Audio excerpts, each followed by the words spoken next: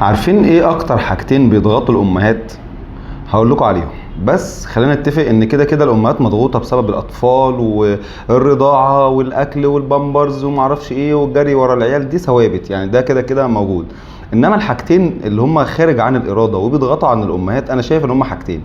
الحاجه الاولى الناس الكبيره، كل شويه تقول لها يا بنتي اكل ابنك بدري، يا بنتي ابنك ما سننش، يا بنتي ابنك ما وقفش، ابنك متاخر، ابنك ما اعرفش ايه.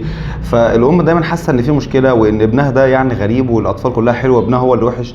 ودايما بنكتشف ان هم اللي مستربعين وهم اللي مستعجلين. فالنصيحه الاولى للناس الكبيره، بعد اذنكم سيبوها في حالها. النصيحه الثانيه للام نفسها، اسالي دكتورك ابنك كويس ولا لا، هيقول لك كويس، خلاص شكرا، ما اسمعيش كلام حد.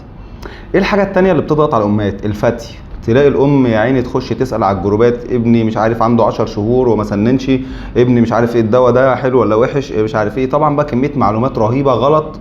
فبتبقى الام مضغوطه في حته ايه، طب انا الدواء ده صح، الدواء ده غلط، مش عارف ايه. وبعدين تروح تكشف والدكتور يكتب لها دواء، فتروح تصور روجيتا او تصور العلاج وتنزله على الجروبات، تقول لهم يا جماعه الدكتور كتب لي العلاج ده حلو ولا وحش. تلاقي واحده فاتت تقول لها لا ازاي يكتب لك الدواء ده، ما ينفعش.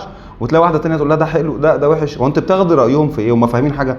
الناس دي دارسه حاجه؟ كل واحده يعني علاقتها بالطب زي علاقتك بالظبط، ان هي راحت كشفت عند دكتور وكتب لها علاج جاب نتيجه، فبدات تقتنع ان العلاج ده كويس. خبره كاذبه، هي مش فاهمه حاجه. فخدوا بالكم من الكلام ده كويس.